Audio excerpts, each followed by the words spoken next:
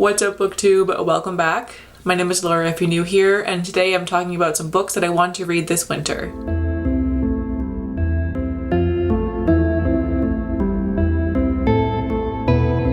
As I frequently mention, I love reading seasonal books. I love just finding like the perfect book for the weather or the season or whatever the case may be.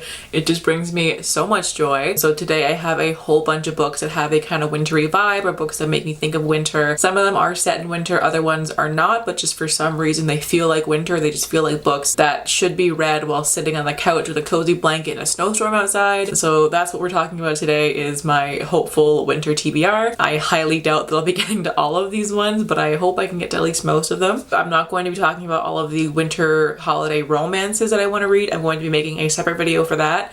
I was going to put them together, but I have way too many, and I would have had like 30 books to talk about in this video if I put both together. So the holiday romance is going to be a different video coming in a couple of weeks probably. So this video is just all of the other types of books. I have 3 different categories of books for today. I'm talking about some mystery books, and then I have some fairy tales. I literally always want to read fairy tales. I'm obsessed with them. We all know this. But especially in the winter, I want to settle down with a nice, beautiful, lush fairy tale and just get lost in the world of it. And then my last category is also fantasy novels, but not the fairy tale type of ones, just like regular fantasies that make me think of winter. I'll start with the mystery books. The first one is In the Study with the Wrench by Diana Peterfreund.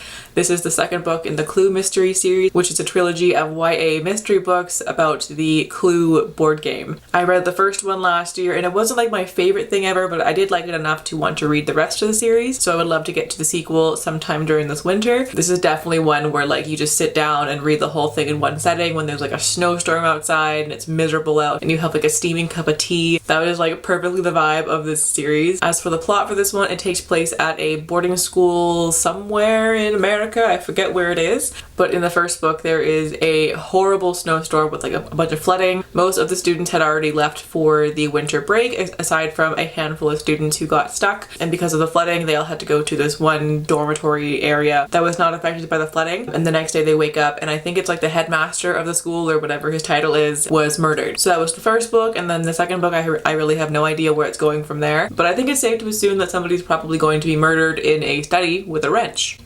And that's really all that I want to know about this one. I want to go into it kind of blind. Mystery novels I can't read too much into before I read them, because like if I guess the ending I'm gonna be so upset. So I'm just going to leave that one there. Next up is Finlay Donovan is Killing It by Elle Cosimano. This one sounds hilarious. It's about a single mother who is a struggling novelist, and like everything is going so horribly wrong in her life. And then one day she's out at lunch with her agent talking about the plot of her new book, and somebody overhears and thinks that she's actually a hitman for hire and asks her if she can take care of a troublesome husband. And since she is kind of desperate for the money, she says yes. And then she begins her life of crime. So this is apparently just an absolute riot, and it's like so funny. So I can't wait to get to this one. I've heard nothing but good things about it. And then the last of my mystery novels is Slippery Creatures by KJ Charles.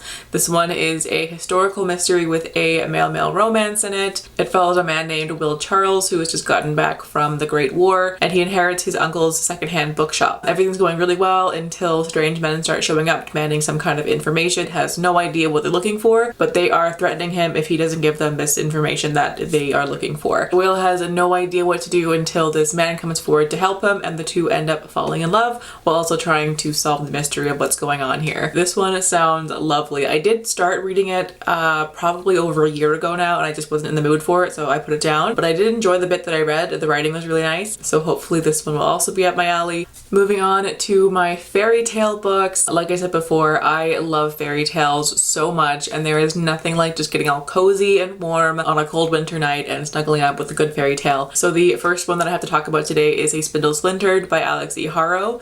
This is the author of the 10,000 Doors of January, which is one of my favorite books of all time. I adore that book. And this one I'm so excited for. It is a retelling of, I just forgot the name of it, the fairy tale with the pricking the finger, and that one, I just forgot the name of it, but you know what I mean. Sleeping Beauty, that's the one. Okay, I figured it out. It's a Sleeping Beauty retelling. It's about a girl who has some kind of rare condition. Nobody who's had this condition has ever lived past 21. So it's now her 21st birthday and her friends want to give her the best birthday of her life because it's going to be her last one. So they make her day special by giving her the full Sleeping Beauty experience, whatever that means. But then when she pricks her finger on the spinning wheel, she ends up falling through some kind of portal into a different world, and she's joined by somebody else who I'm assuming has the same condition, and they are both kind of desperate to escape their fate, and then our story goes from there. This one is a novella and I'm so excited for it. I'm also obsessed with the cover. It's gorgeous. Next up is Once Upon a Broken Heart by Stephanie Garber. This cover is so stunning, and I have to show you the under the dust jacket. It's so beautiful. I'm not sure how well you can see that in the light there, but it is this beautiful cover, and it says recipes of the ancient north translated for the first time in 500 years.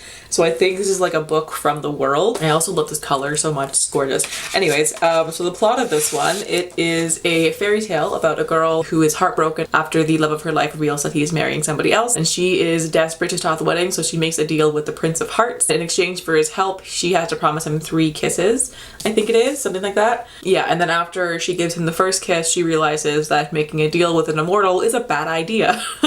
Things go poorly for her from there. This one is a story about how far you'll go for happily ever after, and it just sounds so dark and twisted, and I can't wait for it. I am so excited for this one, and it's just so pretty. I just want to look at it all day. Next up is Rumaysa by Radiya Hafiza. This one sounds so cool. It's a South Asian inspired retelling of 3 different fairy tales. It's about Rumaysa, who is a Muslim girl who lets down her hijab from the tallest tower, and she escapes into the enchanted forest where there are dragons and magical creatures, and she runs into Cinderella as well as Sleeping Sarah, and the 3 of them go on their adventures together. So apparently this one is really funny and beautifully written as well. I've heard great things about it, and I can't wait to get to this one. And then I've got For the Wolff by Hannah F. Whitten. This one is a Red Riding Hood inspired fantasy story. It's set in a world where the second daughter born has to go to the Wolf of the Wood. So obviously people always make sure to not have a second daughter until our main character is born, and she is the first second daughter in hundreds of years. And so our main character is sent off to the wolf, which she's kind of happy about because she is plagued with some kind of dark magic. But then when she gets to the wolf, she learns that he's actually a man and things are not what they seem. This one sounds so good, and again, I've heard amazing things about it,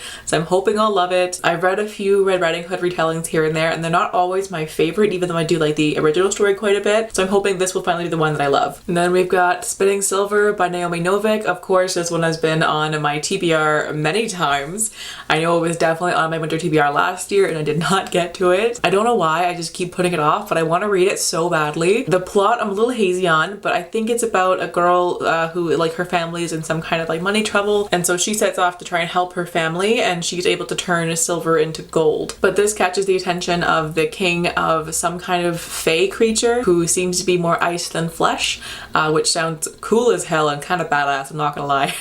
And then our story kind of goes from there. I'm not really sure what's going to happen from there, but I would like to kind of go into it blind and just enjoy the story, so I'm not going to look more into it from there. But I've heard so many amazing things about this author, and apparently her writing style is just incredible, and I don't know why I haven't read her books yet, but I just haven't. Next up is Girls Made of Snow and Glass by Melissa Bashardoust. This one is a feminist fantasy reimagining of Snow White from the author that wrote Girl, Serpent, Thorn, which was one of my favorite books of last year. It was so beautifully written, and I've been wanting to get to her other books so badly since then. This one sounds so interesting. It's about a 16-year-old girl whose magician father cut out her heart and replaced it with one made of glass. She decides that she wants to win over the king's heart with her beauty and become the queen, but that also means becoming the stepmother to a 15-year-old girl whose father, the king, crafted her in the exact image of his late wife and made her out of snow. So it's about these 2 girls who are rivals because the king is like pitting them against each other or something like that, and then things kind of go from there. I really have no idea what the plot of this one is going to actually be because I'm kind of confused by the description of it, so no clue what's happening really, but I'm excited for it. The last of the fairy tales is Midnight in Everwood by M.A. Kuzniar. This one I've just heard of a couple days ago and it sounds incredible. The cover is also stunning,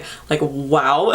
But this one says it's a spellbinding retelling of the Nutcracker filled with enchanted toys, decadent balls, fierce feminine friendships, and a forbidden romance for fans of Caraval and the Bear and the Night Nightingale. So that already just sounds fantastic, and I want to read this one so badly. It was just released too, I think a few days ago. I think it follows a main character who is a ballerina, but after her final performance on Christmas, she will have no choice but to retire and be introduced into Edwardian society, which she's not happy about, obviously. But then a toy maker moves into the house next door, and for her final performance, he crafts her some really elaborate set for her stage. And on the stroke of midnight on Christmas Eve, she's transported into some magical enchanted forest where the knights have butterscotch eyes and it's a sugar palace and all these really magical things. But of course, things take a dark turn when the king of the sugar palace wants to keep her for his own. I'm so excited for this one. The second I saw the cover of it, I knew that I had to read it immediately. Moving on to my like regular non-fairy tale fantasy, I have Crave by Tracy Wolff. I'm so excited for this one. It sounds ridiculous. This one is a vampire novel set at some prestigious academy in Alaska for some reason. It's very much like modern Twilight and I can't wait for it. It sounds so stupid,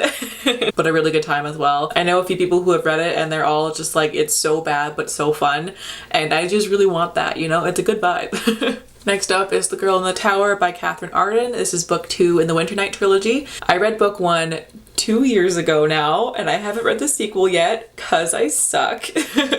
I don't know why though, because I loved the first book so much, but I just haven't gotten to it yet. I've had it on a few TBRs and I keep missing it and not picking it up. So this winter I am determined to read it. I need to get to the sequel of this one so badly. This series is a Russian inspired fantasy that takes place like hundreds of years ago. I'm not sure when, it doesn't give you like exact dates, but it was a very long time ago on the cusp of when Christianity was starting to take over, and it follows a girl named Vasilisa who's from a very small village up in like very northern Russia where they mostly still follow the old gods. But when her father remarries a woman from Moscow, she brings Christianity to their village and forces everybody to stop honoring the old gods, which causes the old gods to disappear and leaves the people weakened and open to attack from the evil spirits in the forest. Vasilisa is sighted, so she's able to see the old gods and she's friends with them, and so she has to try and save them from disappearing forever, as well as stop the evil spirits. The first book in this one was so good. It was so lush and beautifully written.